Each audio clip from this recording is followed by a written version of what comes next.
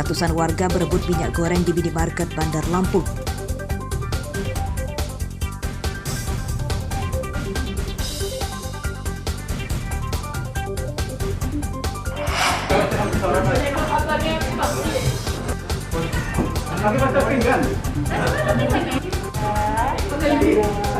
Puluhan pegawai Pemkab Pesisir Barat terpapar COVID-19.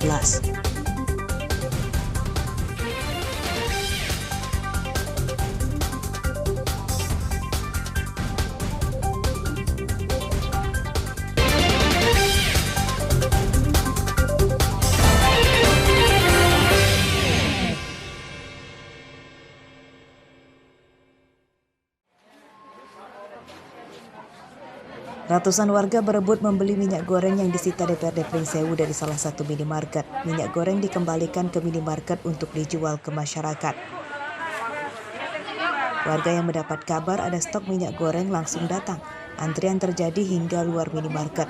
Mereka bahkan abai protokol kesehatan, sebab minyak goreng di pasar langka. Jikapun ada, harganya mahal.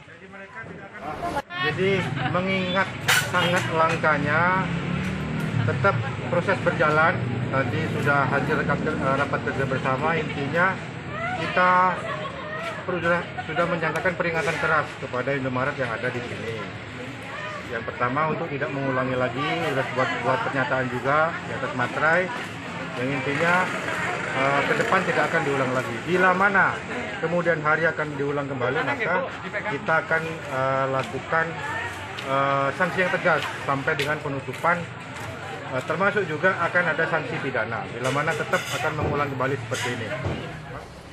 Minyak goreng itu disita karena disimpan minimarket di gudang saat DPRD menggelar sidak beberapa waktu lalu. Pengelola minimarket membantah menimbun minyak goreng. Stok yang tersisa merupakan untuk kebutuhan cabang usaha dari toko.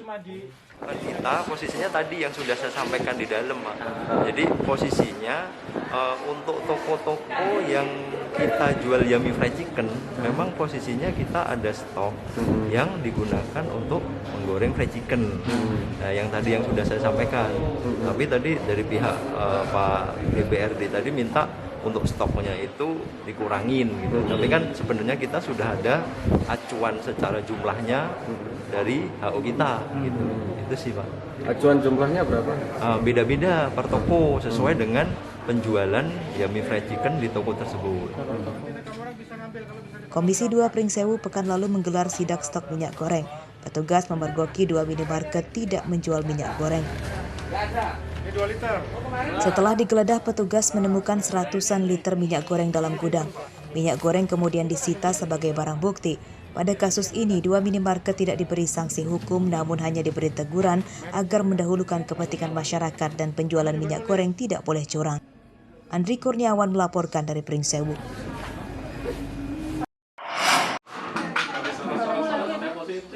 Tiga ASN Pemkab Pesisir Barat terpapar COVID-19. Hal tersebut didapat setelah Pemkab menggelar tes antigen bagi seluruh pegawai pada Jumat pagi. Mereka yang terpapar berasal dari berbagai instansi, mulai dari kantor Pemkab, kantor Kecamatan Pesisir Tengah, kantor sekretariat, gedung DPRD, Dinas Kominfo, dan lain-lain. Tim Satgas menyiapkan 500 alat tes antigen untuk seluruh ASN dan tenaga honorer.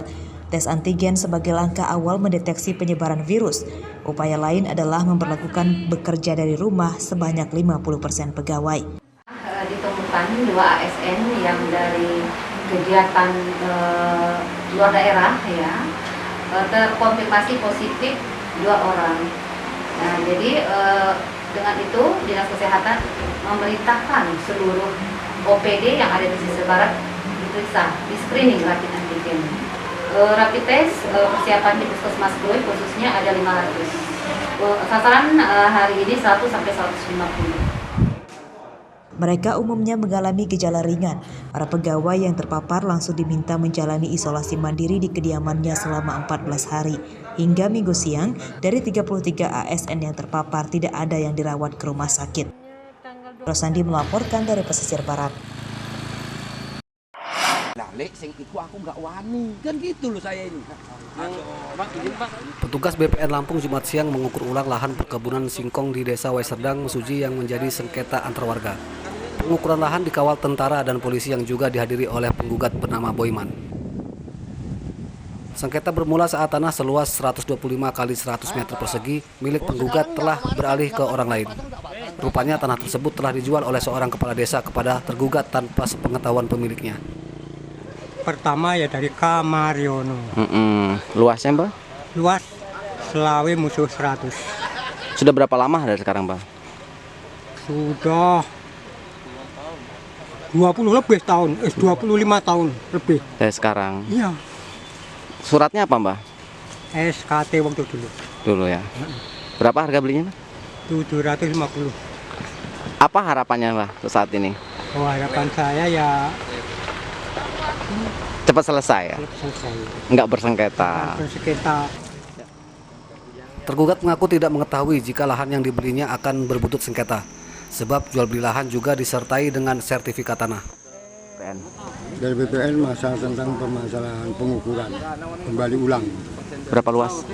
Luas sana 1.500, di sini luasnya 1.500, cuman berdasarkan di sini sertifikatkan Suyanto, nama Helmi seperempat dan nama Mario seperempat. Lahan siapa itu, Pak De? Bilang Pak Sumarsi. Apa yang diharapkan oleh Pak Sumardi sendiri? Harapan saya kan ini sudah mengajukan sertifikat gitu. Ya, karena ini kan masih diulang lagi kepada desa yang baru. Gitu. Nah, gitu. Sengketa lahan ini telah dilaporkan ke Polres Mesuji dan masih dalam penyelidikan. Penggugat dan tergugat meminta aparat penegak hukum menangkap para mafia tanah. Mustaqim melaporkan dari Mesuji.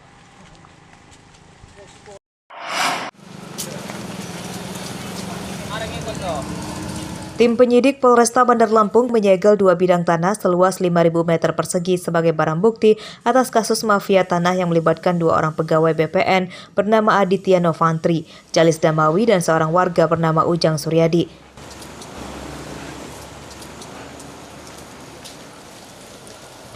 Tanah yang disegel polisi terletak di Kelurahan Campang Raya, Kecamatan Sukabumi, Bandar Lampung. 3 tersangka dibawa ke lokasi.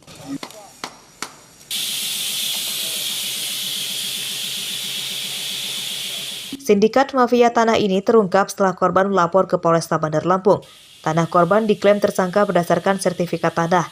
Usut punya usut, rupanya sertifikat tersangka palsu. Tersangka yang bekerja di kantor BPN tersebut mengubah nama dalam sertifikat tanah. Kemudian dari sana nanti tinggal menunggu informasi dari ATR BPN-nya. Apakah sudah valid atau tidak. Kalaupun belum valid itu akan dikembalikan kepada pemilik. Alhamdulillah untuk Kelurahan Campang Jaya itu sudah lumayan banyak terbit. Dari 530 itu tinggal sisa sekitar 18 yang belum terbit. Tahun berapa yang Bapak ajukan? Tahun 2019. Termasuk rumah ibu ini ya? Iya.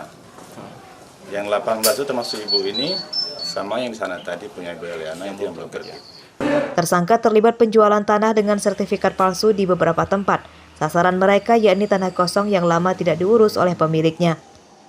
Yang sering adalah menggunakan pihak ketiga, misalkan ada tanah kosong kemudian diklaim mancing dalam beberapa waktu, membuat bangunan ataupun menanami tanpa izin dari yang punya. Ketika sebulan, 2 bulan, 3 bulan tidak ada yang komplain, kemudian disewakan ataukah dijual dengan berbagai cara ke pihak lain. Sehingga ini yang berhadapan itu bukan lagi pemilik sama si oknum ini, tapi pemilik langsung dengan yang menyewa ataukah membeli, ya, sehingga ya korbannya bisa bertambah. Ketiga tersangka ditangkap pada 8 Februari 2022. Polisi menyita barang bukti sertifikat tanah palsu, akte jual beli, kwitansi, ponsel, dan uang senilai belasan juta rupiah. Tersangka terancam hukuman 7 tahun penjara. Robi Laste melaporkan dari Bandar Lampung.